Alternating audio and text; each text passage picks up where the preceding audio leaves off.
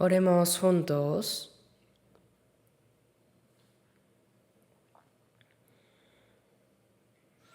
Nuestro Padre Dios celestial, santo y misericordioso, que nos amas. Nosotros anduvimos lejos de ti, caminando en pecado. Pero antes de conocerte, tú nos amaste primero. Y el Señor Jesús cargó con la maldición y el juicio que debíamos recibir por nuestros pecados. Y mediante su muerte y su preciosa sangre derramada, lavó nuestros pecados para siempre y nos libró del juicio y la maldición eterna. Te agradecemos por esa gracia tan grande.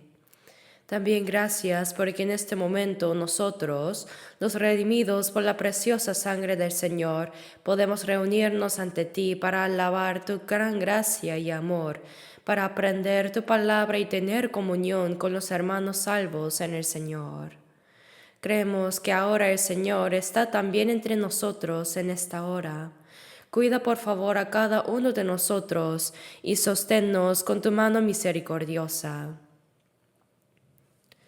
Si hay algún alma entre nosotros que todavía no ha comprendido verdaderamente la gracia de Dios, abre su corazón para que pueda comprender el grande y maravilloso amor y gracia de Dios.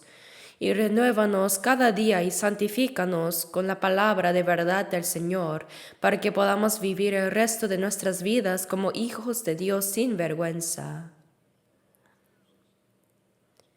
Te rogamos que acompañes a todas nuestras iglesias en todo el país y a todos los hermanos en muchas iglesias alrededor del mundo que guardan la fe y predican el Evangelio en medio de varias dificultades, para que ellos puedan cumplir completamente la santa misión que tú has encomendado en estos últimos tiempos. Señor, que das la palabra que necesitamos en cada momento y nos enseñas el camino a seguir, permítenos comprender cada vez más la palabra y la santa voluntad que deseas revelarnos en este momento. En el nombre de nuestro Señor Jesucristo hemos orado. Amén.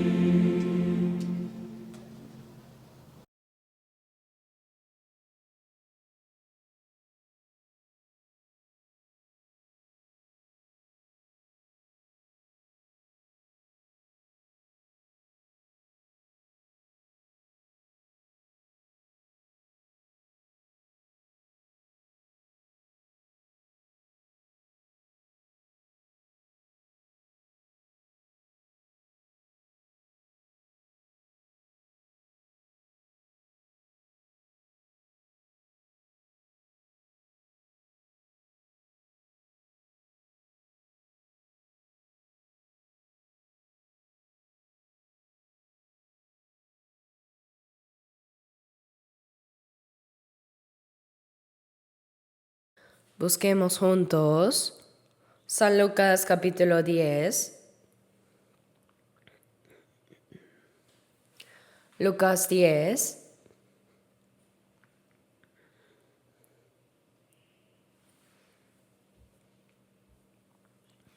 Lucas 10, versículos 25 al 37. Leamos juntos.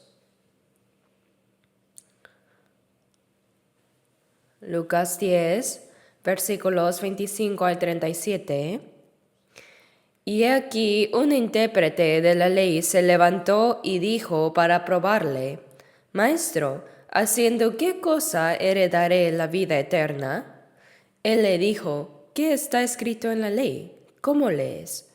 Aquel respondiendo dijo: Amarás al Señor tu Dios con todo tu corazón, y con toda tu alma, y con todas tus fuerzas, y con toda tu mente, y a tu prójimo como a ti mismo.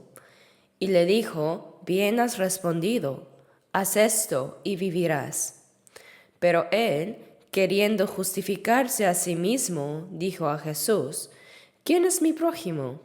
Respondiendo Jesús dijo: Un hombre descendía de Jerusalén a Jericó y cayó en manos de ladrones, los cuales le despojaron, e hiriéndole se fueron, dejándole medio muerto.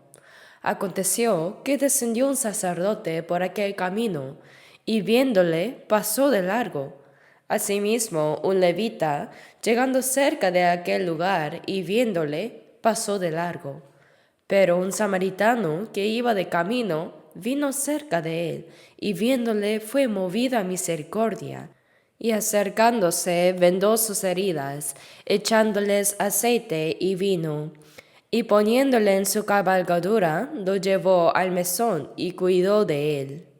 Otro día al partir, sacó 2 denarios y los dio al mesonero y le dijo: Cuídamele, y todo lo que gastes de más, yo te lo pagaré cuando regrese.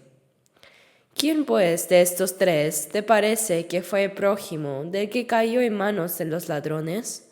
Él dijo: El que usó de misericordia con él.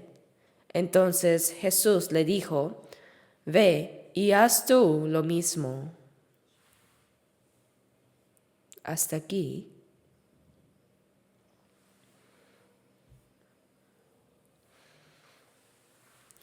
La palabra en Lucas 10 nos da una enseñanza muy importante.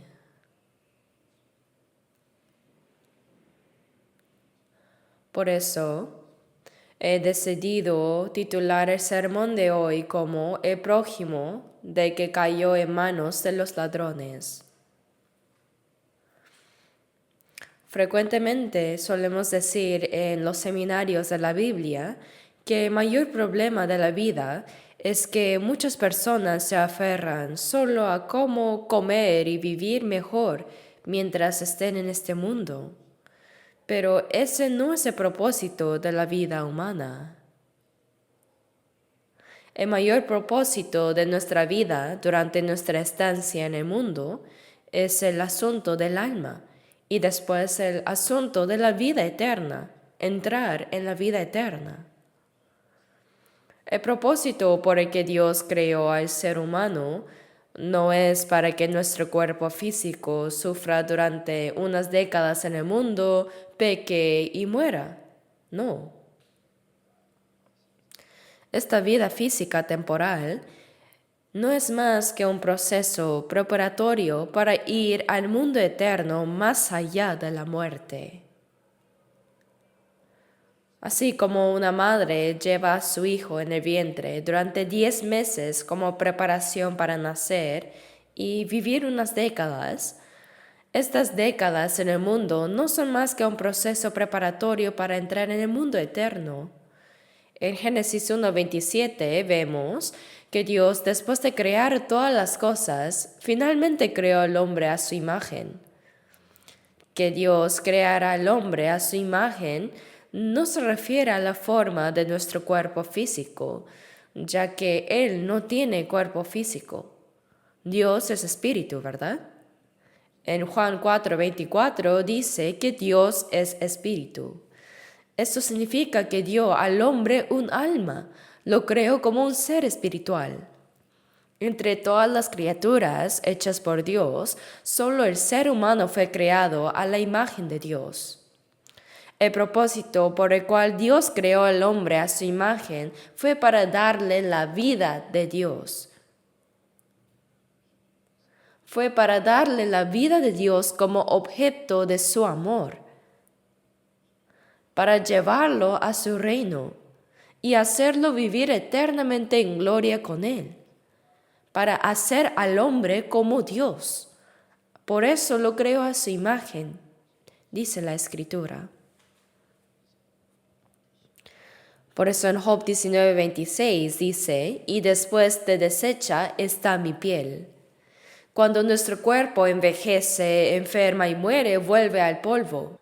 Así en Eclesiastés 12:7 dice, y el polvo vuelve a la tierra como era. Como el cuerpo fue hecho del polvo de la tierra, cuando morimos vuelve a la tierra, al polvo, pero eso no es el fin. Dice, y el espíritu vuelve a Dios que lo dio. Acuérdate de esto antes. En Lucas 12:20, hablando de rico insensato, dice, necio, esta noche vienen a pedirte tu alma, y lo que has provisto, ¿de quién será?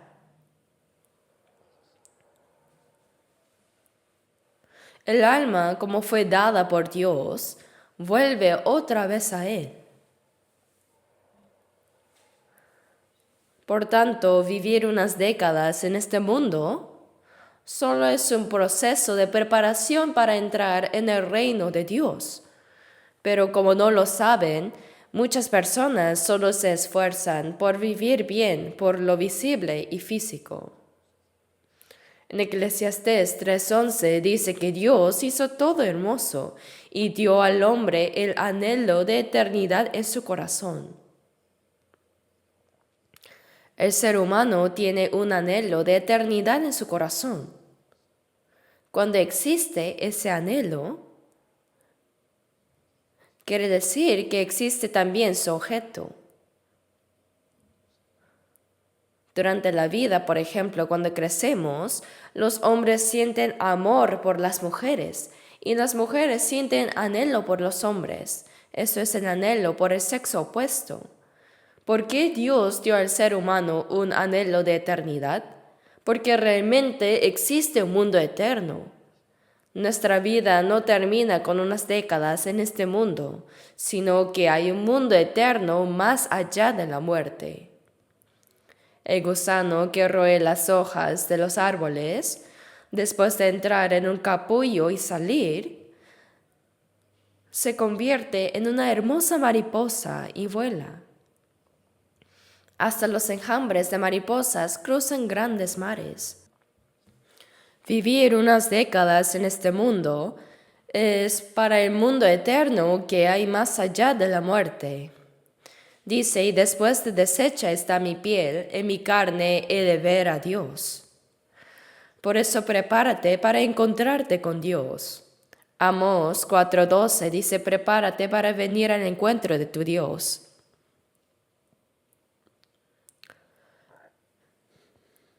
Y en Jeremías 21:8 dice, pongo delante de vosotros camino de vida y camino de muerte. Delante de cada persona está un camino de vida que lleva a la vida eterna, asimismo un camino de muerte que lleva al infierno eterno. Después de vivir en este mundo y morir, más allá de la muerte existen dos mundos. La Biblia lo dice claramente. Los salvados irán eternamente ante Dios al cielo. Y así vivirán eternamente en gloria con Dios. Mientras que los no salvados, por haber perdido a Dios y por haber rechazado su gracia, como dice en Mateo 25:41, dirá también a los de la izquierda, apartaos de mí, malditos, al fuego eterno preparado para el diablo y sus ángeles. El infierno no fue originalmente creado para los humanos, sino para los ángeles caídos. Antes de crear al ser humano, Dios creó primero a los ángeles. Hay numerosos ángeles, y entre ellos había 3 ángeles especiales: Gabriel, Miguel y Lucifer. De entre todos los ángeles, estos 3 representaban cada uno a 1/3 del total.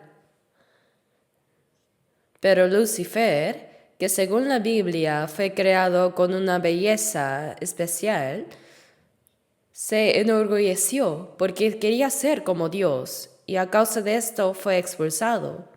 Con el 1/3 de los ángeles que le pertenecían, intentó rebelarse contra Dios y fue expulsado. Así, se convirtió en el diablo, Satanás, adversario de Dios. Y a los ángeles expulsados juntamente con él se les llama el diablo y sus ángeles. Por eso dice: apartaos de mí, malditos, al fuego eterno preparado para el diablo y sus ángeles. Así que durante la vida en este mundo, más allá de la muerte, hay la vida eterna. Pero si somos expulsados por Dios, solo queda la perdición eterna. Y cada persona tiene la responsabilidad de elegir por sí misma entre la vida eterna y la perdición. Pero en los versículos que acabamos de leer, vemos que un intérprete de la ley se levantó y para probar a Jesús le dijo: Maestro, ¿haciendo qué cosa heredaré la vida eterna? ¿Qué debe hacer una persona, es decir, qué debo hacer yo para heredar la vida eterna? Vino ante Jesús con la mayor cuestión que un ser humano debe conocer. Jesús vino para salvar a los pecadores condenados a la perdición y para darles la vida eterna. Por eso en Juan 3:16 dice: porque de tal manera amó Dios al mundo, a todas las personas del mundo, que ha dado a su Hijo unigénito, para que todo aquel que en él cree no se pierda, mas tenga vida eterna. Jesús fue enviado para que por medio de él los pecadores condenados a la perdición no se pierdan, sino que tengan vida eterna. Pero los israelíes, sin conocer este hecho, rechazaron al Mesías que Dios envió. Por ese pecado, durante unos 2000 años, ellos fueron esparcidos por todas partes del mundo, donde sufrieron miserables tormentos y masacres, teniendo antes la historia más maldita del mundo. Esto nos muestra como una lección práctica de cuán grave es el castigo que debe recibir aquel que rechaza a Cristo.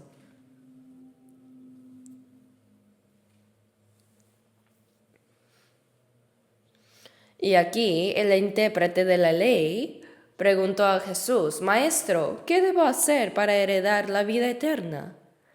Primero, frente a Jesús, quien podía dar vida eterna, estaba una persona que necesitaba recibir la vida eterna. Se encontraron cara a cara. ¿Qué acontecimiento tan extraordinario es este? Sin embargo, este intérprete de la ley no había preguntado realmente para conocer el camino para obtener vida eterna, sino fue para probar a Jesús, dice aquí. Dice para probar a Jesús. ¿Cómo puede un ser humano tentar a Dios? Deuteronomio 6:16 dice: no tentaréis a Jehová vuestro Dios. Jesús es Dios que vino a la tierra en forma del hombre. Entonces, el hecho de que un ser humano intente tentar a Dios es verdaderamente necio y terrible. En lugar de tentarle primero, uno debe examinarse a sí mismo. En 2 Corintios 13:5 dice: examinaos a vosotros mismos si estáis en la fe, probaos a vosotros mismos. ¿O no conocéis a vosotros mismos que Jesucristo está en vosotros a menos que estéis reprobados? Esto es lo que se dice a los que ya son creyentes.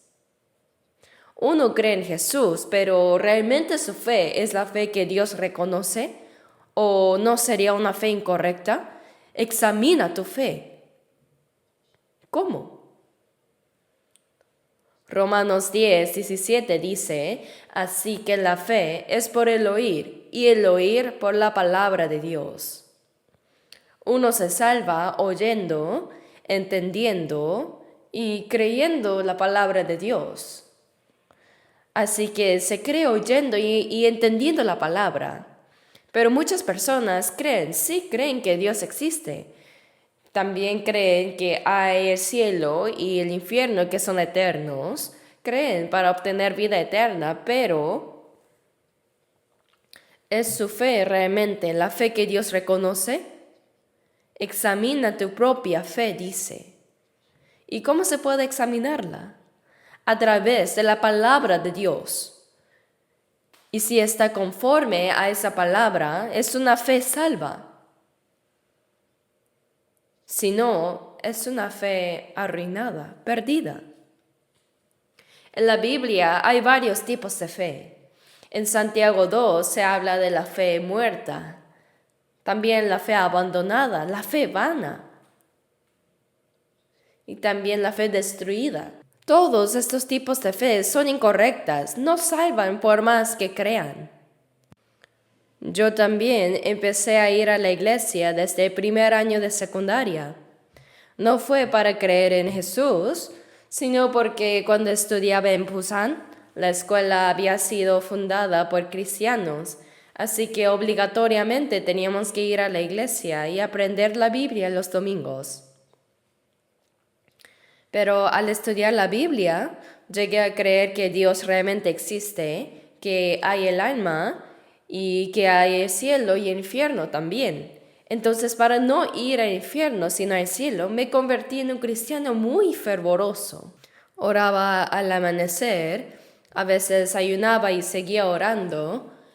Leía la Biblia con mucha diligencia y estaba tan dedicado que me asignaron una iglesia rural donde prediqué durante 2 años. En ese entonces yo pensé que era el que mejor creía, pero surgió un problema. Pues cuando me preguntaron si había nacido de nuevo, yo respondí sí, se supone que estoy trabajando así porque nací de nuevo, ¿no? Pero cuando me preguntaron si era verdad, como nace en la carne uno solo una vez en la vida, así en nacer de nuevo en el espíritu, es decir, de Dios, también ocurre una sola vez, se dice born again, ¿no? Cuando me preguntaron cuándo había nacido de nuevo, concretamente cómo y cuándo, al reflexionar no estaba seguro.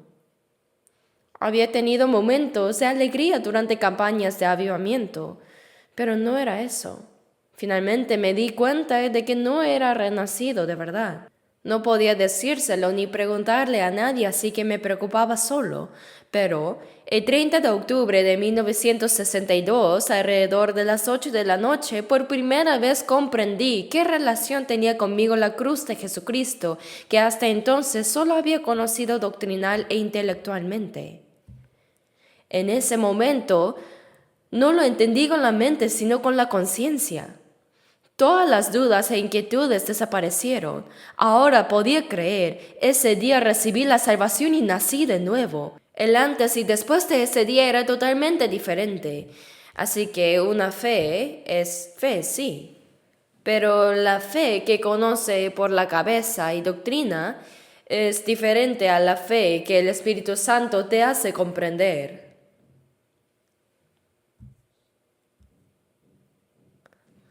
Por eso Proverbios 14:12 dice, hay camino que al hombre le parece derecho, pero su fin es camino de muerte.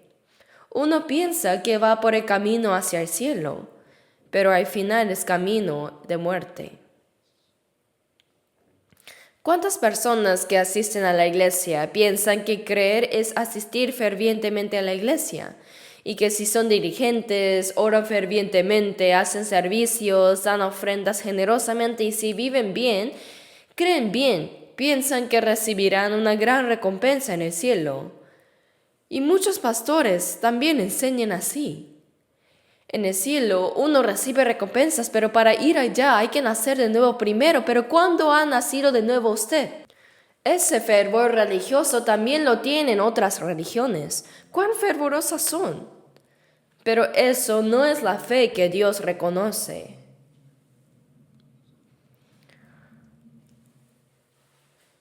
Por eso examina si tu fe es una fe que Dios reconoce. Examínate a ti mismo. No debes tentar a Dios, sino primero examinar tu propia fe. Debes confirmar si tienes o no la fe que Dios reconoce. La fe que Dios reconoce, según Gálatas 3:23, es la fe que había de ser revelada. La fe que había de ser revelada significa que Dios abre y muestra. Dios abre nuestro corazón y abre su palabra para hacernos comprender, y creer es comprender. Colosenses 1:6 dice, desde el día que oísteis y conocisteis la gracia de Dios en verdad. El día que oyeron el Evangelio que puede salvarlos y verdaderamente comprendieron la gracia de Dios, el día que llegaron a conocer. Por eso en 1 Tesalonicenses 1:5 dice, pues nuestro Evangelio no llegó a vosotros en palabras solamente, sino también en poder, en el Espíritu Santo y en plena certidumbre. No se trata simplemente de transmitir palabras. Cuando el Espíritu Santo obra en el corazón de una persona, uno puede entender la palabra de Dios y recibir una gran certeza. Las dudas desaparecen. No es que uno se esfuerce en creer, sino que la fe nace naturalmente. Así, quien nos hace comprender la palabra de Dios es el Espíritu Santo.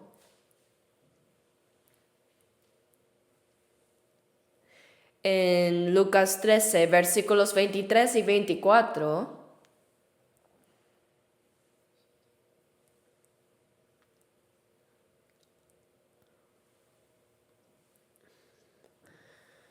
vemos que en ese pasaje alguien le preguntó a Jesús, Señor, ¿son pocos los que se salvan? Incluso hoy en día, esta sigue siendo una cuestión muy importante. En San Mateo 7, versículos 13 y 14, Jesús dijo, entrad por la puerta estrecha, porque ancha es la puerta y espacioso el camino que lleva a la perdición, y muchos son los que entran por ella, pero estrecha es la puerta y angosto el camino que lleva a la vida, y pocos son los que la hallan. Y en Lucas 13:24 también dijo, esforzaos a entrar por la puerta angosta, porque os digo que muchos procurarán entrar y no podrán. Sería bueno que todos los que procuren entrar vayan al cielo, pero lamentablemente no es así. Una vez que recibimos la salvación, podemos entender estas palabras. De verdad, hoy en día hay muchísimas personas que profesan creer en Jesús. Vivimos en una era de herencia cristiana. Hay muchísimas denominaciones, iglesias, pastores y grandes esfuerzos. Sin embargo, es curioso notar que cuando examinamos de cerca su fe, realmente es difícil encontrar a alguien que haya nacido de nuevo. ¿No es extraño? Aunque muchas personas buscan entrar al cielo, aunque dicen creer en Jesús, no todos lo logran. Tal como dijo el Señor, muchos procurarán entrar y no podrán. Por tanto, debemos reflexionar seriamente sobre este asunto. En este contexto, el intérprete de la ley que habló con Jesús sobre la vida eterna cometió dos grandes errores. En primer lugar, su intención al hacer la pregunta no era genuina, sino fue para poner a prueba a Jesús. lo cual ya es un error en sí. En segundo lugar, le preguntó, ¿qué bien haré para heredar la vida eterna? Aunque estaba tratando un tema tan importante como la vida eterna, su pensamiento fundamental era incorrecto, pues creía que la vida eterna se podía obtener haciendo algo. Así muchas personas piensan de la misma manera ahora también. Pero ¿qué podría hacer el ser humano para alcanzar la vida eterna? Romanos 3:4 dice, antes bien sea Dios veraz y todo hombre mentiroso. Solo Dios es verdadero. Todos los hombres son mentirosos. También dice que engañoso es el corazón más que todas las cosas y perverso. Así es como Dios ve a la humanidad.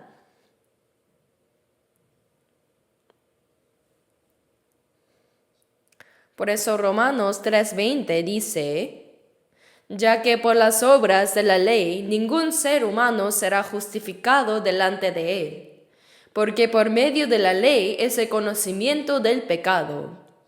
Nadie puede ser justificado cumpliendo la ley. La ley no nos lleva a ser justos, sino a reconocer nuestro propio pecado. Cuando alguien intenta vivir conforme a la ley y se da cuenta de que ha fallado, nadie puede decir honestamente que ha cumplido perfectamente la ley y que por eso merece entrar al cielo. Gálatas 5:4 dice, de Cristo os desligasteis los que por la ley os justificáis, de la gracia habéis caído. Los que intentan justificarse por la ley son personas que se esfuerzan mucho en su vida religiosa. Pero la Biblia dice que estos han sido separados de Cristo y han caído de la gracia, y separarse de Cristo, caer de la gracia, significa la condenación eterna al infierno. Aunque muchos elogian a tales personas diciendo que son muy creyentes y que tendrán un lugar privilegiado en el cielo, la palabra de Dios afirma lo contrario.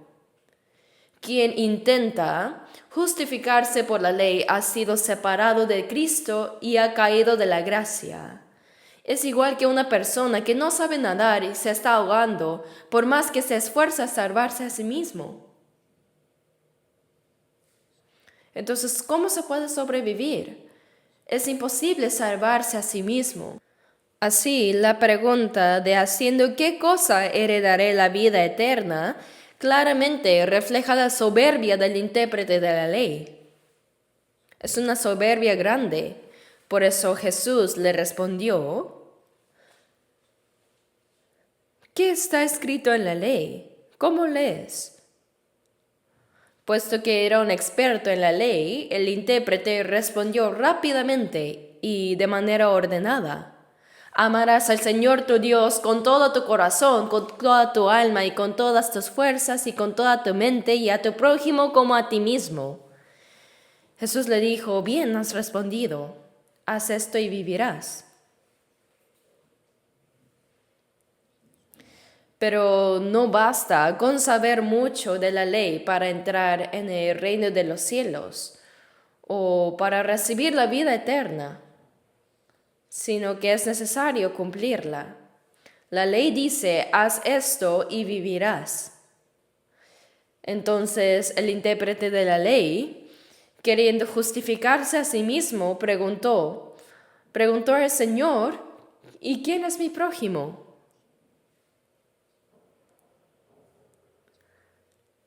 Aquí se muestra aún más claramente su error de fondo, ¿no?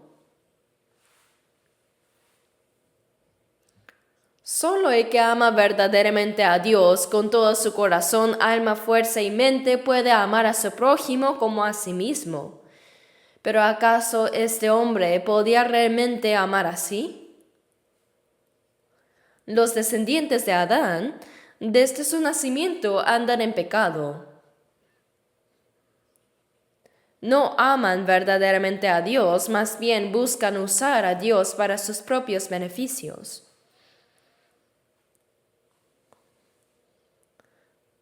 Este hombre debió haber reconocido primero que su pecado lo había separado completamente de Dios.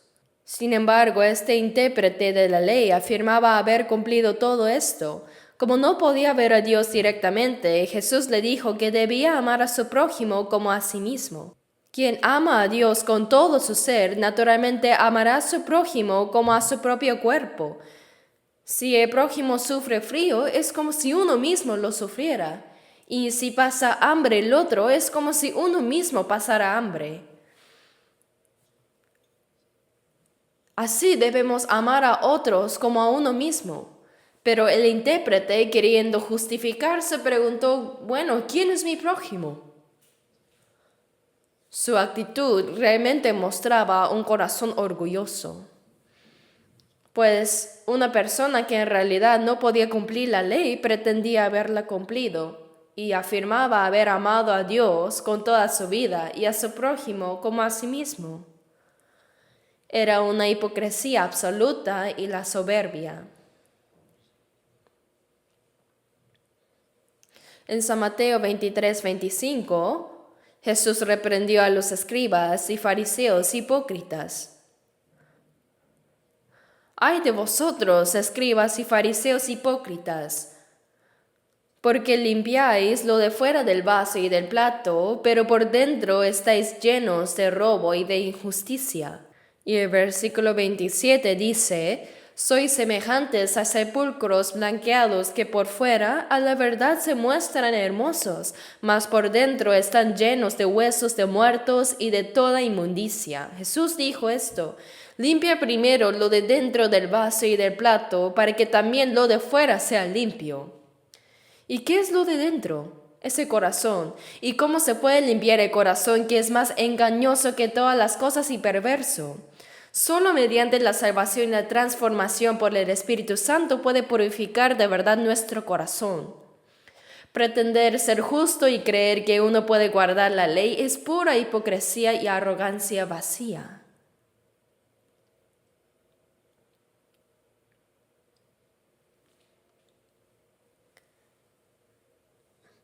Por eso Jesús, para despertar a este hombre, le contó una parábola. El hombre le preguntó, ¿quién es mi prójimo? Yo puedo amarlo, dígame. Así que Jesús le explicó quién era realmente su prójimo. En el versículo 30 dice, respondiendo Jesús, dijo, un hombre descendía de Jerusalén a Jericó y cayó en manos de ladrones, los cuales le despojaron e hiriéndole se fueron dejándole medio muerto. Un hombre estaba bajando de Jerusalén a Jericó. Jerusalén es la ciudad santa, el lugar donde estaba el templo de Dios, y era donde se adoraba al Señor. Pero este hombre salió de Jerusalén y descendió hacia Jericó. ¿A dónde? Hacia Jericó. Jericó era originalmente una ciudad maldita. Y en cuanto a su ubicación, Jerusalén se encuentra a unos 762 metros sobre el nivel del mar, en una región más elevada. Es un lugar alto. Pero Jericó estaba mucho más abajo, unos 250 metros bajo el nivel del mar. Y si uno sigue bajando un poco más, llega al Mar Muerto, que está aproximadamente 398 metros por debajo del nivel del mar. Yo mismo recorrí en auto el camino que baja de Jerusalén a Jericó. Es un camino lleno de curvas, muy sinuoso y casi no hay árboles. Solo hay grandes rocas por todos lados. Dice que el hombre descendía de Jerusalén a Jericó. ¿A qué se refiere eso? Se refiere a alejarse de Dios, caer en la degradación. Si uno sigue descendiendo, llega al mar muerto, el mar de la muerte, símbolo del infierno donde no hay vida. Y dice que cayó en manos de ladrones.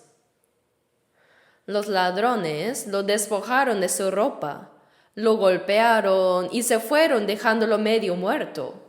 Lo desnudaron, le robaron todo y lo golpearon hasta dejarlo casi muerto.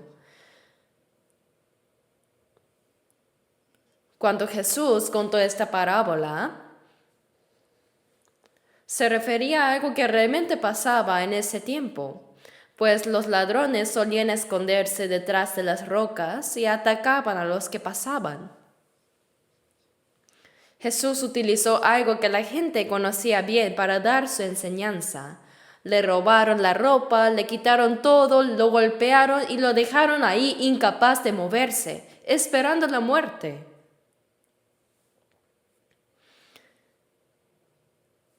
Esta imagen representa cómo Jesús ve a toda la humanidad.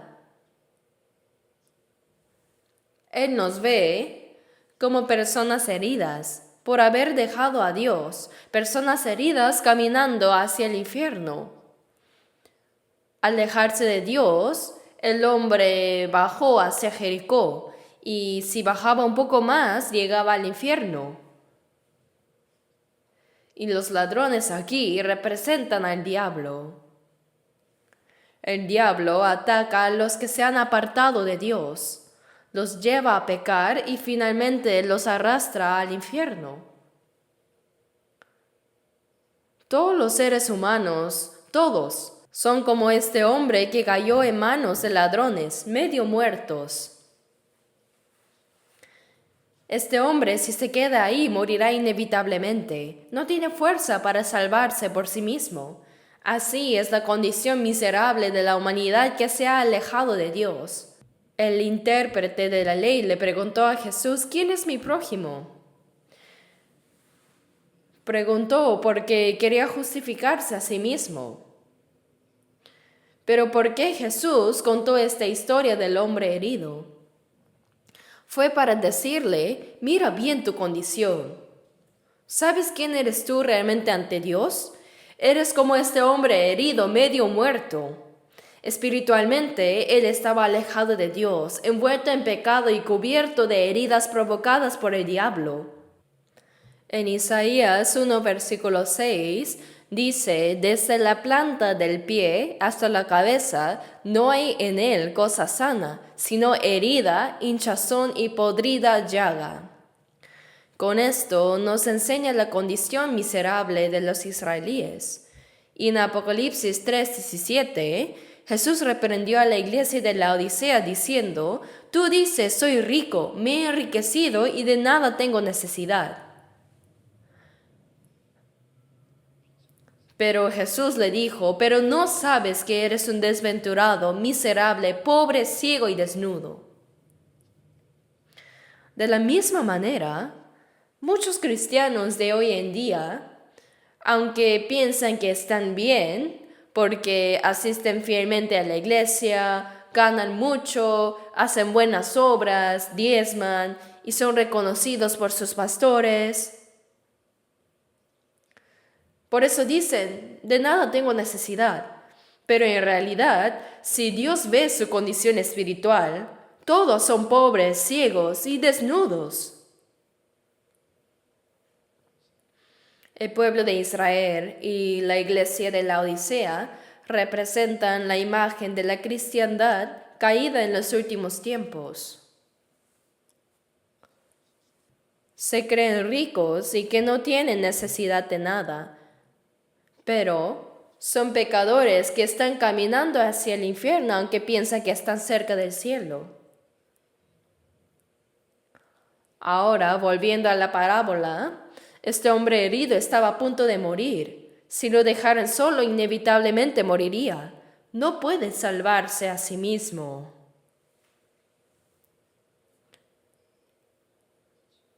Pero el versículo 31 dice, aconteció que descendió un sacerdote por aquel camino y viéndole pasó de largo. El sacerdote era el encargado de ofrecer sacrificios y de orar a Dios en nombre del pueblo. Imagínense al hombre herido, está, así me muero. Pero ve a lo lejos venir a alguien. Se da cuenta de que no es una persona común, sino que es un sacerdote que camina de manera solemne y de manera tan reverente, tal como hoy vemos a algunos pastores que así con su Biblia bajo el brazo muestran una apariencia piadosa. Ojalá esa piedad también estuviera en su corazón. Sin duda, el sacerdote caminando vio al hombre herido. ¡Oh! Fue atacado por los ladrones. Ya está muriendo, entonces de todas formas morirá pronto. ¡Qué pena! Y pasó de largo. Wow, este hombre pensó que si alguien podía salvarlo, sería un hombre santo como el sacerdote que oraba a Dios por el pueblo. Pero no fue así. El sacerdote lo ignoró y siguió su camino. Luego, poco después dice, asimismo un levita llegando cerca de aquel lugar y viéndole pasó de largo. El levita era alguien que servía activamente en el templo. Era muy diligente en sus deberes religiosos. A lo lejos, el herido vio venir a otro hombre, y era un levita, caminando rápido, con entusiasmo, porque debía ir a cumplir su servicio a Dios. Así que pensó el herido, antes ese sacerdote, por considerarse demasiado santo, pasó de largo, pero seguro que este levita me ayudará. Pero él también al verlo dijo, ha sido atacado por los ladrones, está a punto de morir. Qué lástima, qué triste. Y pasó de largo. ¿Cómo es posible? ¿Saben qué nos enseña esto? Jesús nos muestra que todos los que se han apartado de Dios están como este hombre que descendió de Jerusalén a Jericó. Todos terminaron dándole la espalda a Dios y viven en el estado de los caídos, y al final fueron golpeados por Satanás hasta quedar medio muertos. Esta es la condición del alma, no tienen fuerza para salvarse a sí misma. La salvación no se puede obtener por su propio esfuerzo, sino que tiene que venir alguien más para rescatarlo. Eso es la salvación. Pero ¿qué significa que el sacerdote pasó de largo? Quiere decir que delante de nosotros también pasaron muchos pastores famosos, muchos que parecían muy espirituales, parecían estar llenos del Espíritu Santo, se veían santos, y en los avivamientos son impresionantes. Dicen, oh, yo recibí el Espíritu Santo tras ayunar y orar en la montaña, etcétera, etcétera. Muestran una apariencia muy santa. ¿Pero pudieron salvar ellos? No, solo pasaron de largo. Tras celebrar un gran avivamiento, no queda nada de terminarlo. Lo sé porque también asistí a muchos eventos así. Solo pasa. ¿Y el levita qué representa? A la persona que sirve con gran esfuerzo, al uno mismo. Hay muchas personas que asisten a la iglesia, que guardan el domingo, que sirven, que ofrendan, que hacen buenas obras, intentan ser como los levitas, pero ¿pueden salvarse a través de su propio esfuerzo y buenas obras? No. Eso también pasa de largo. El esfuerzo propio, las buenas acciones y la vida religiosa no pueden salvar.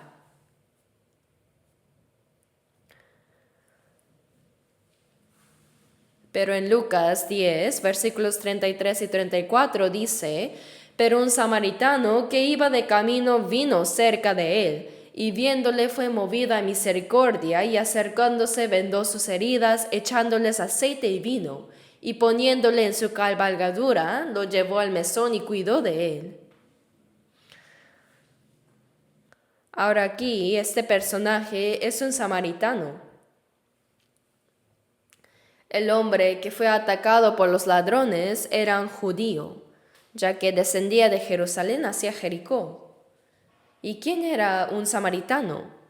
Después de la muerte de Salomón, en el año alrededor de 722 a.C., el reino de Israel se dividió en dos: el reino de norte, Israel, y el reino de sur, Judá.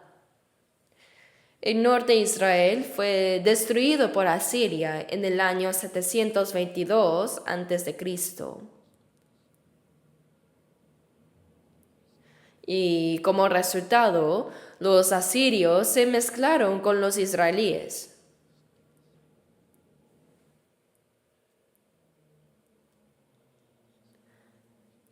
En la Biblia vemos que por eso adoraban tanto a Dios como a otros dioses de orígenes desconocidos.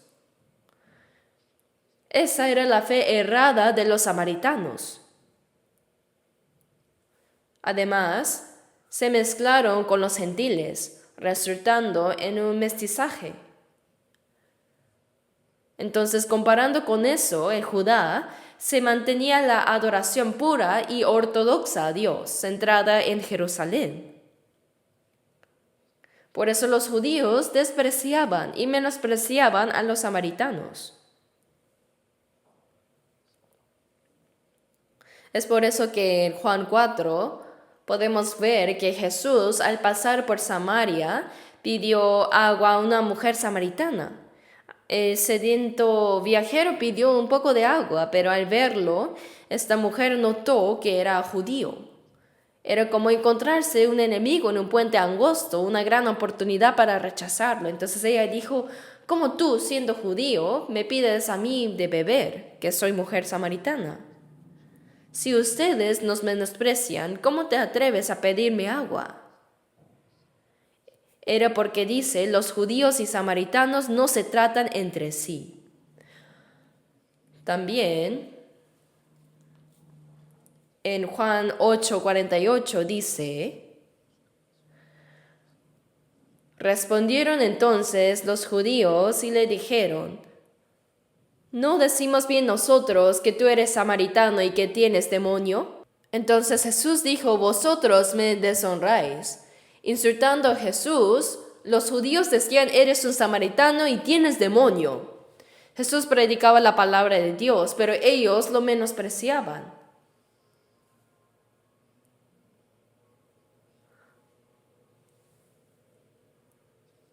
Así tanto el sacerdote como el levita pasaron de largo, pero este samaritano no.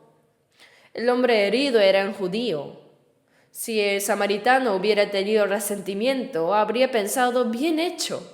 Los judíos nos menosprecian como perros, entonces qué bueno que te pasó esto.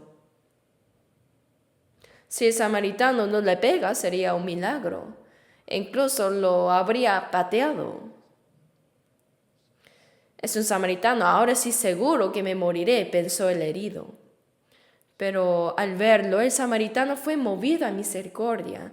Se acercó, vertió aceite y vino en sus heridas, las vendó y le puso en su cabalgadura y lo llevó a un mesón. Aquí, este samaritano representa a Jesús, quien fue despreciado por los judíos. Este intérprete de la ley preguntó, ¿quién es mi prójimo? Porque al igual que otros, él despreciaba a Jesús e intentó ponerlo a prueba para ver cómo respondería.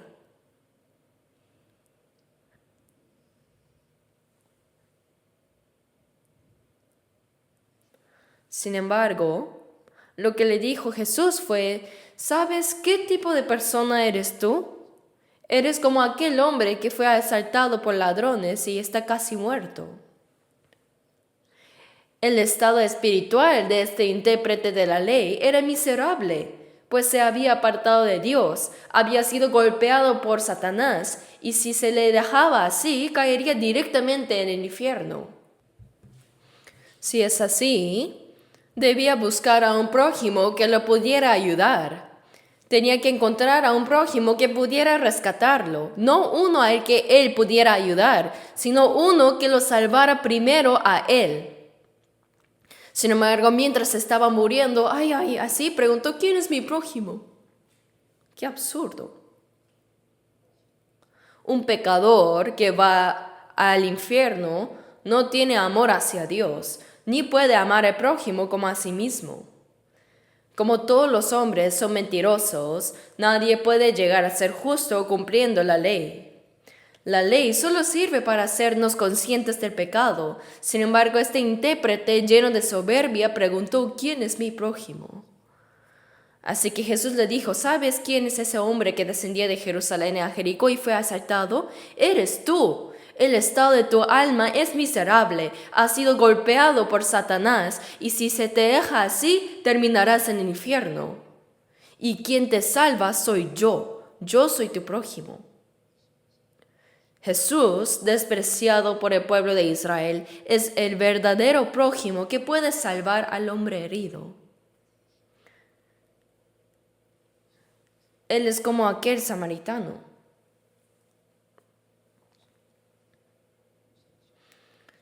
Jesús estaba hablando de esta verdad. El samaritano, movido a misericordia, se acercó y vendó sus heridas vertiendo aceite y vino. ¿Con qué se pueden curar las heridas mortales causadas por el pecado?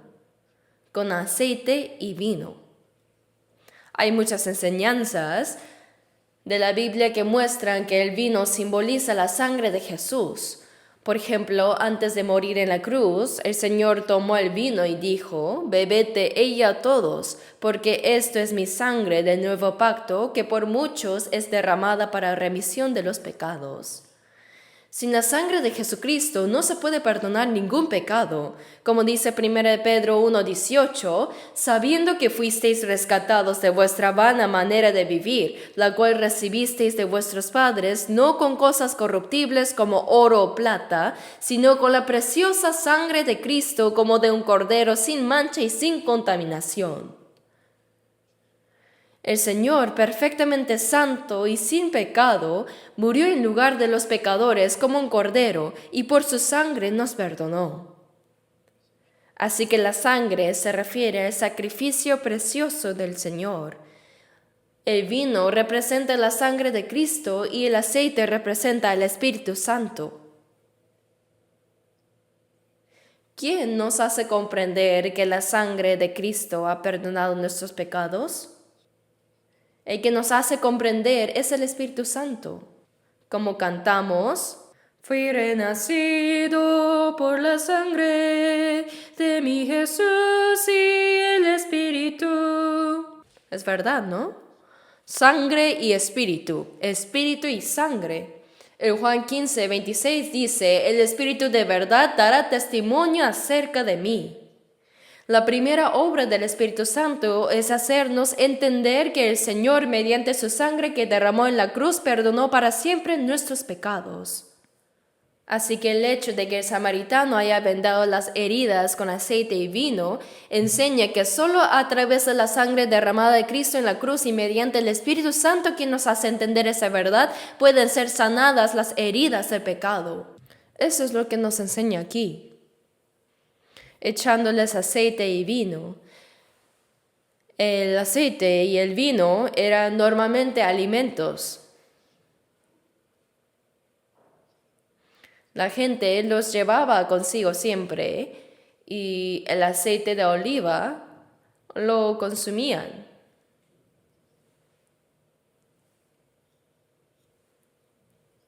Y el vino lo tomaban para sentirse alegres.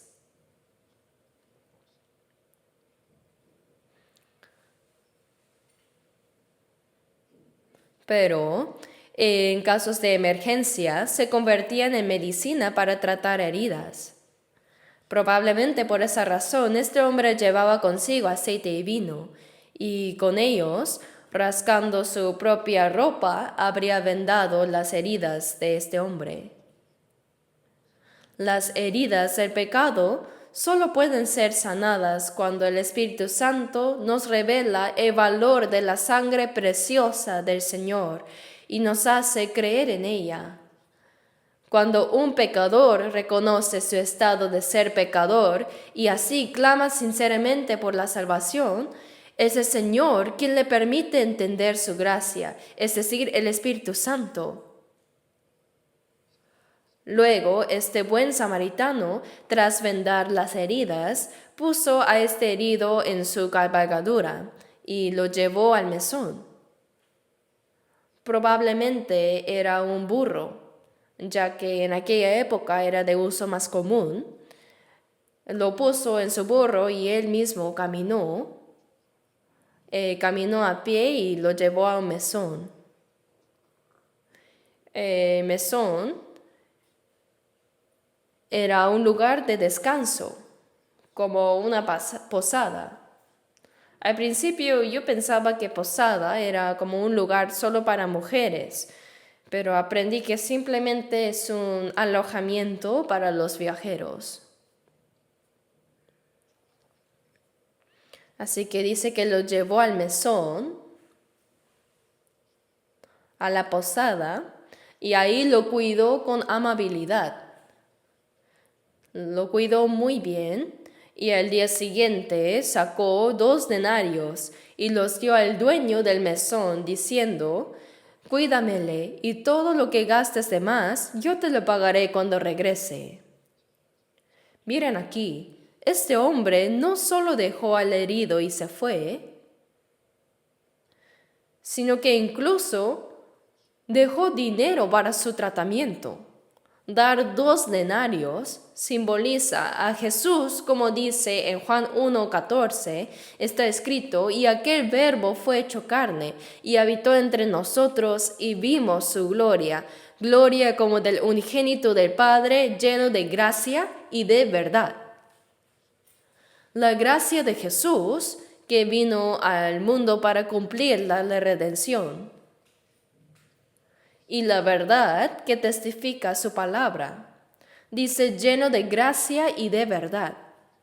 Entonces, ¿quién es el dueño del mesón? ¿Y qué creen que simboliza este mesón? Ya se imaginan, ¿no? Es la iglesia. Representa a los hermanos salvos. Ya las heridas del hombre fueron vendadas y se salvó la vida. Sin embargo, ya que las heridas eran tan profundas, necesitaba recibir tratamiento continuo. El lugar donde se curaron las heridas del hombre era el mesón. Al igual que eso, fuimos salvos y renacidos mediante la sangre de Jesús y el Espíritu Santo. Pero nuestras heridas de pecado son tan profundas que requieren sanación constante dentro de la iglesia hasta el día que el Señor regrese. En 1 Corintios 1:9 dice: «Fuisteis llamados a la comunión con su Hijo Jesucristo». Y en Filipenses 1:5 dice: «Por vuestra comunión en el Evangelio, desde el primer día hasta ahora». La comunión no es algo que hacemos solos, sino dentro del grupo de los cristianos renacidos. Dios nos ha encargado en su iglesia, la cual es el grupo de los hermanos salvos, unidos por el Espíritu Santo. En medio de esa multitud obra el Espíritu Santo. Por eso el Espíritu es como el dueño de ese mesón. El herido fue encargado al Espíritu Santo. Él no solo ayuda a los pecadores a encontrar la salvación, sino que también sigue sanando y fortaleciendo a los salvos. En 1 de Pedro 2, versículo 2 dice: «Desead como niños recién nacidos la leche espiritual no adulterada, para que por ella crezcáis para salvación». Aunque hemos recibido la salvación, todavía somos como niños recién nacidos. Por eso debemos seguir creciendo poco a poco, dejando atrás nuestra vieja naturaleza y desarrollando el carácter de Cristo en nosotros.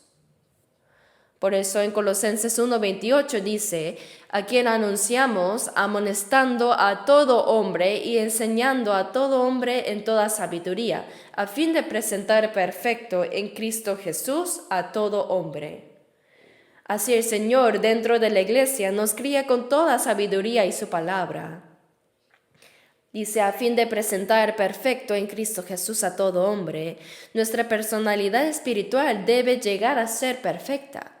Gálatas 4:19 dice, hijitos míos, por quienes vuelvo a sufrir dolores de parto hasta que Cristo sea formado en vosotros. Así como una madre sufre dolores de parto para dar a luz y luego trabaja arduamente para criar a su hijo, de la misma manera el apóstol Pablo también sufrió dolores de parto para predicar el Evangelio. Y aún después del nacimiento espiritual dice vuelvo a. Significa que siguió trabajando hasta que Cristo fuera plenamente formado en los corazones de los hermanos. Después de recibir la salvación, nuestro corazón y vida comienzan a transformarse poco a poco, volviéndose cada vez más perfectos como hijos de Dios.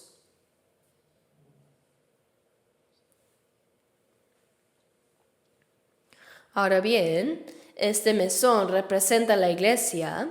El Señor nos ha dejado ahí en el mesón hasta su regreso.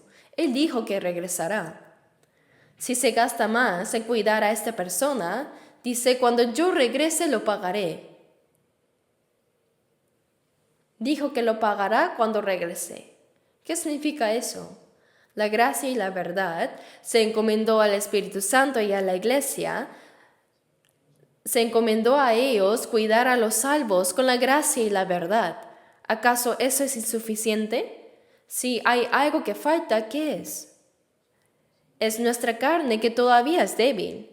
Por eso en Romanos 8:23 dice que esperamos la redención de nuestro cuerpo. La redención del cuerpo cuando el Señor venga. En Filipenses 3:21 se nos dice que cuando el Señor regrese transformará el cuerpo de la humillación nuestra para que sea semejante al cuerpo de la gloria suya. Es decir, este cuerpo bajo y despreciable será transformado en cuerpo glorioso y santo como el de Cristo. Así podremos encontrarnos con el Señor que vendrá en gloria. Por ejemplo, una cigarra nace de una larva después de 7 años. Poco a poco la larva va adquiriendo la forma de una cigarra y luego desprende completamente de su caparazón y vuela libremente. Asimismo es nuestro ser interior, habiendo recibido la salvación, va tomando poco a poco la forma de Cristo. Nuestra personalidad se va cambiando y cuando el Señor venga, incluso nuestro cuerpo vil será transformado en un cuerpo glorioso semejante al de Cristo. Hoy también puede venir el Señor. Por eso en 1 de Juan 3:1 dice, primero en el versículo 1 dice, mirad cuál amor nos ha dado el Padre para que seamos llamados hijos de Dios. Por esto el mundo no nos conoce porque no le conoció a Él. Luego dice, sabemos que cuando Él se manifieste, seremos semejantes a Él. El día cuando regrese el Señor, cuando regrese, vuelva por segunda vez, seremos semejantes a Él porque le veremos tal como Él es. Y todo aquel que tiene esta esperanza en Él se purifica a sí mismo así como Él es puro. Aunque este cuerpo bajo sea aún imperfecto, nuestro ser interior está siendo cambiado cada vez más a la imagen de Cristo. Y cuando Él regrese, nuestro cuerpo también será transformado en un cuerpo glorioso espiritual. Así podremos encontrarnos con el Señor glorioso. Pero sabemos que cuando Él se manifieste, seremos semejantes a Él, porque le veremos tal como Él es. Como seres semejantes a Él, podremos ver al Señor que vendrá en gloria. Y todo aquel que tiene esta esperanza en Él, los salvos tenemos esa esperanza. Dice, se purifica a sí mismo así como Él es puro. Para purificarnos cada día debemos alejarnos del pecado del mundo. ¿Cómo podríamos ser tan puros como el Señor? Aún así, tenemos que ir asemejándonos a Él más y más.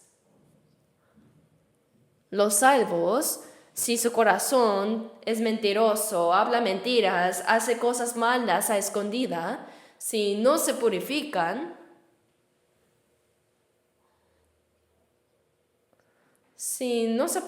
no pueden ver al Señor. Dijo, y todo aquel que tiene esta esperanza en Él se purifica a sí mismo, así como Él es puro.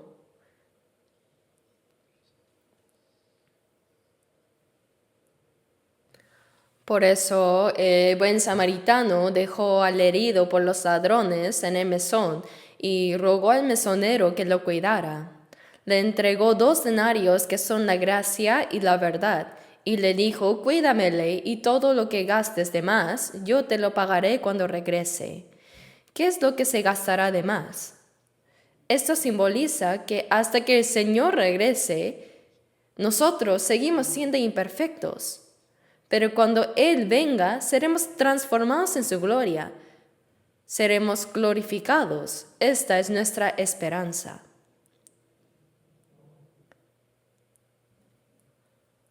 Por eso nosotros, los salvos, debemos reunirnos dentro de la iglesia con los santos.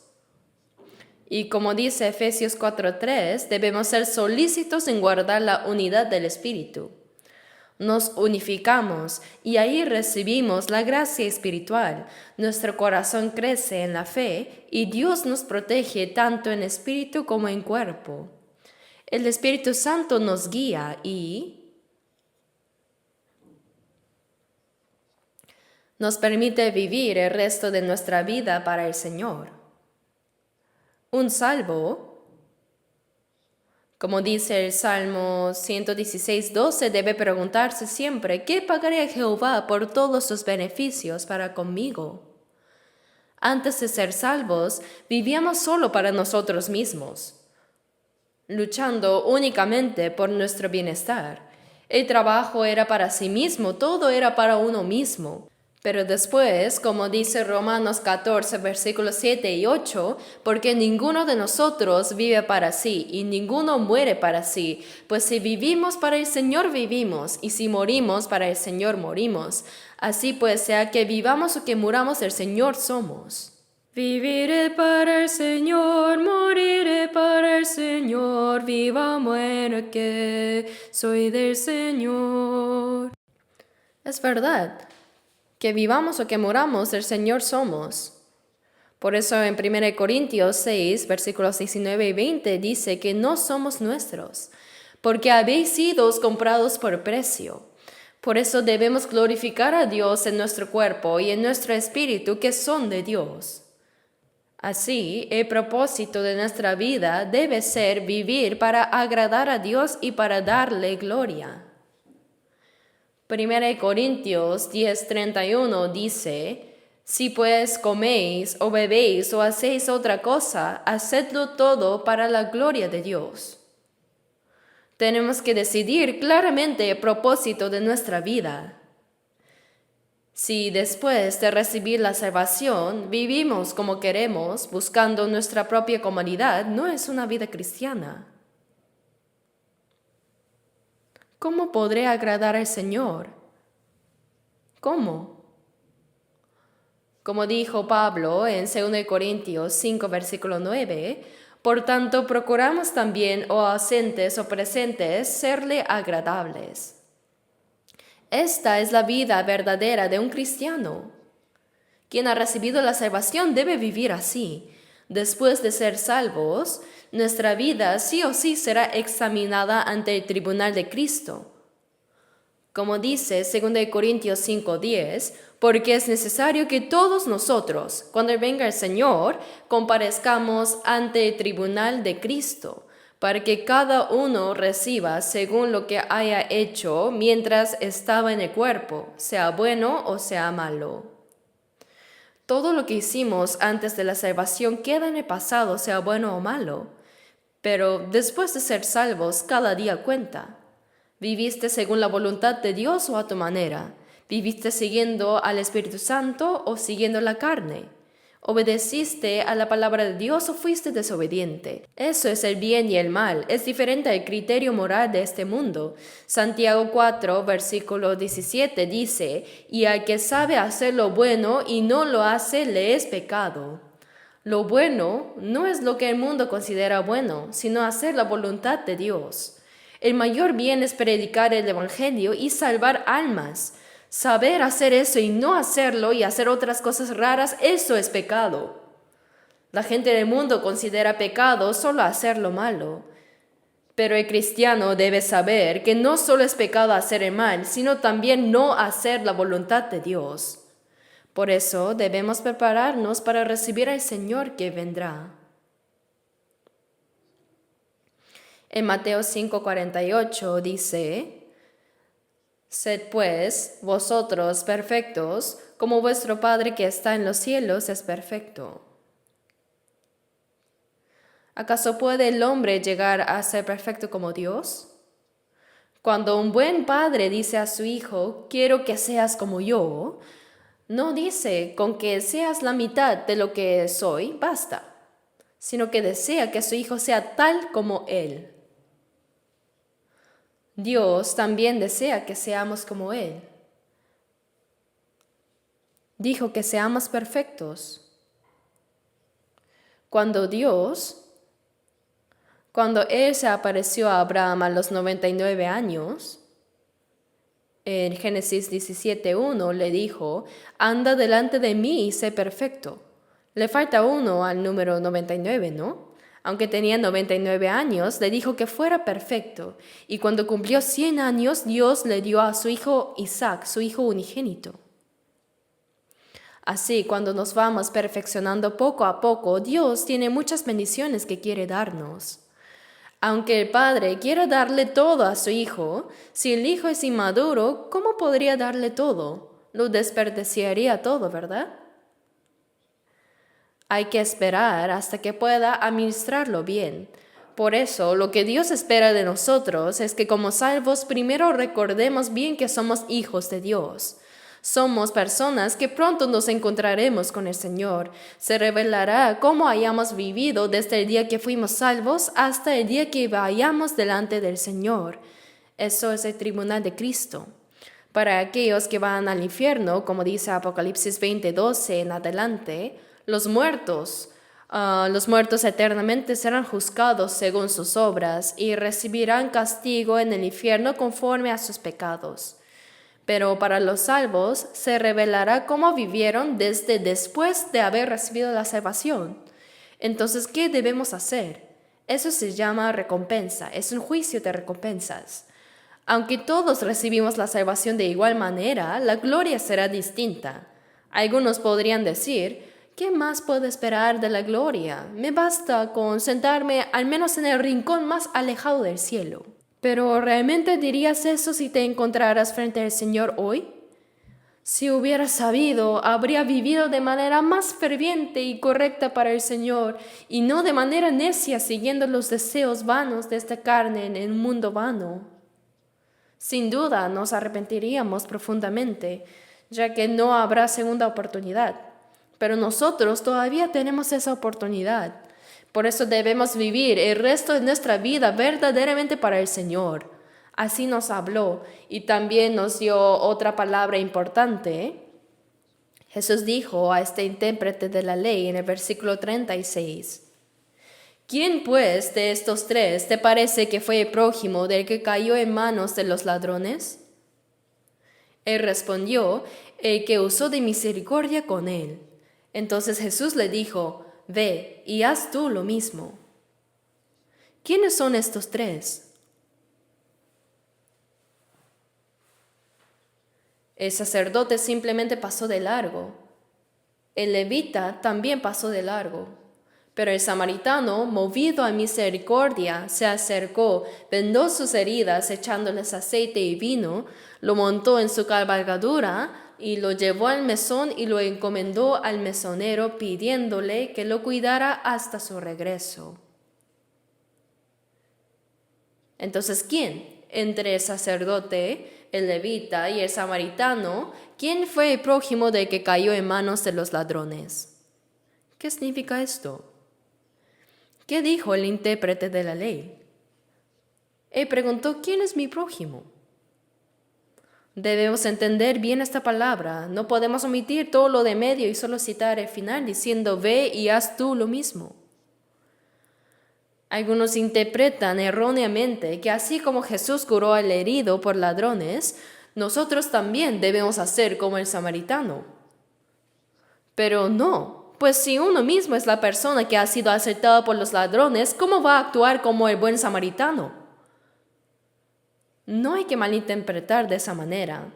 Recuerdo que antes estaba en Mokpo por un breve tiempo para predicar y terminé quedándome allá 5 años. Y pues ahí conocí a un presidente de un gran colegio, probablemente era anciano, que él me decía frecuentemente que enseñaba a sus estudiantes este pasaje de Lucas capítulo 10, diciendo que deben actuar como este buen samaritano. Con este Lucas capítulo 10 enseñaba a sus alumnos que debían ser como el buen samaritano que curó al herido. Se enorgullecía de enseñarlo, pero aunque no le dije nada en su momento, esa interpretación no es correcta. ¿Quién es el prójimo del que cayó en manos de los ladrones?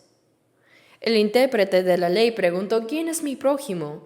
Y Jesús respondió con esta parábola: el que fue herido necesitaba encontrar a su prójimo que pudiera salvarlo. Asimismo, nosotros necesitamos encontrar a nuestro prójimo que pueda salvarnos. Si reconocemos que el Señor es el prójimo que nos salvó, entonces ve y haz tú lo mismo. Significa que ya que fuiste salvo, así como el Señor hizo contigo, tú también debes actuar de la misma manera. Los salvos se convierten en esos samaritanos. Nosotros, habiendo sido salvados primero por la gracia del Señor, podemos también salvar a otras almas. En 1 de Juan 2:6 dice: el que dice que permanece en Él debe andar como Él anduvo. El que dice que permanece en el Señor, en quien el Señor permanece, esa persona debe actuar como el Señor hace, como Él me ha hecho. Ve y haz tú lo mismo. ¿Acaso puede alguien que no ha sido salvo hacer eso? No, esta palabra es para los salvos. Si has comprendido la gracia que el Señor ha obrado en ti, entonces debes actuar de la misma manera. Por tanto, los salvos, al ver a otros que aún no creen, a los heridos por los pecados, deben hacer como hizo el buen samaritano. ¿Cómo obra el Señor para salvar las almas? ¿No es a través de los salvos? Romanos 10, versículos 13 al 14 dice: ¿cómo pues invocarán a aquel en el cual no han creído? ¿Y cómo creerán en aquel de quien no han oído? ¿Y cómo oirán sin haber quien les predique? Aunque Jesús murió en la cruz para perdonar nuestros pecados para siempre, si no se predica, nadie podrá creerlo. ¿Quién debe predicar? En Juan 20, versículos 19 al 20, Jesús resucitado se apareció a sus discípulos y les dijo: paz a vosotros, como me envió el Padre, así también yo os envío. Jesús vino a este mundo para cumplir la voluntad del Padre y redimió los pecados de la humanidad.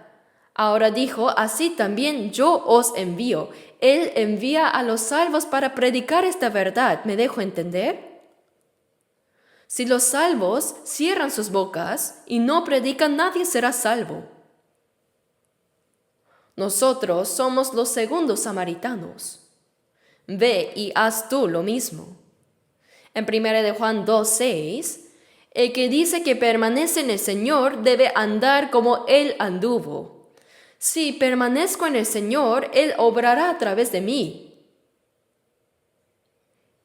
En Gálatas 2:20 dice: con Cristo estoy juntamente crucificado, y ya no vivo yo, mas vive Cristo en mí.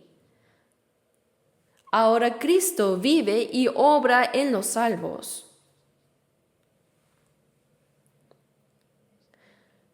Por eso, a través de nosotros que fuimos pecadores destinados a la perdición, Debemos testificar del Evangelio de la gracia del Señor para salvar a otros.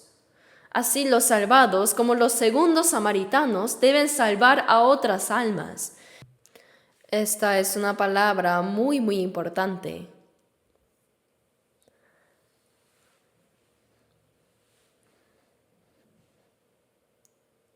A través de este pasaje podemos conocer 3 grandes gracias que Dios nos ha dado. Primero, nuestra alma fue salvada. El hecho de que el samaritano vendó las heridas con aceite y vino simboliza que nuestras heridas del pecado solo pueden ser sanadas por la sangre del Señor y el Espíritu Santo. Sin la sangre no podríamos recibir la sanación eterna. Cuando el Espíritu Santo viene, nos hace creer que la sangre del Señor ha perdonado eternamente nuestros pecados.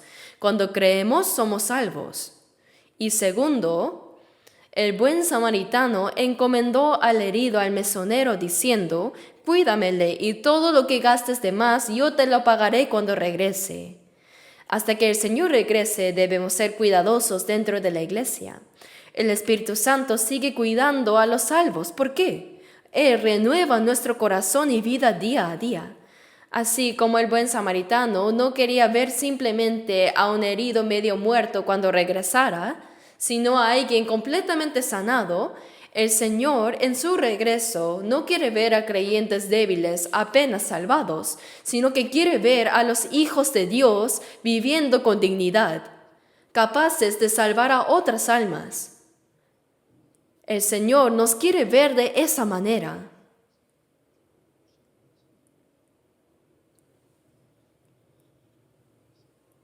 Por eso, segundo, debemos permanecer en el cuidado continuo del Espíritu Santo dentro de la iglesia. Los salvos deben cuidar también de otras almas. Los salvos no debemos escapar del mesón. Así como cuando un niño nace, la mamá, papá, toda la familia lo cuida con amor. Además, los hermanos y hermanas, los tíos y tías lo cuidan. Así, después de ser salvos, los hermanos que fueron salvados primeros cuidan de los recién salvos y los aman. Pero si alguien huye diciendo que se siente agobiado y se escapa por algún rincón, podría ser mordido por un perro o ser abandonado en un orfanato. No debe ser así. Los salvos deben permanecer en la comunión. Alejarse de la comunión es alejarse del Señor. Dentro de la comunión, el Espíritu Santo perfeccionará nuestro corazón y vida y seguirá obrando para salvar a otras almas.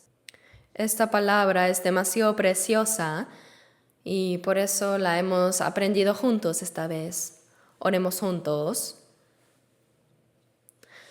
Padre Dios misericordioso, nosotros anduvimos lejos de ti en pecado y éramos merecedores del juicio, maldición y la eterna condenación, pero con tu inmenso amor, aun cuando no te conocíamos, enviaste a Jesucristo a morir en nuestro lugar y con su sangre limpiaste nuestros pecados eternamente. Te damos gracias por habernos salvado sin ningún mérito de nuestra parte. Señor, gracias por hacernos comprender esa inmensa gracia. Por favor, permite para que en el resto de nuestra vida podamos ser renovados día a día en la iglesia, donde tú obras con tu palabra y el Espíritu Santo, viviendo conforme a tu voluntad y gloria dentro de la comunión con nuestros hermanos, y para que así podamos predicar este inmenso amor y gracia a las almas que aún no son salvas, para que muchos más puedan alcanzar la salvación. Guía por favor todos los días de nuestras vidas y oramos en el nombre de nuestro Señor Jesucristo. Amén.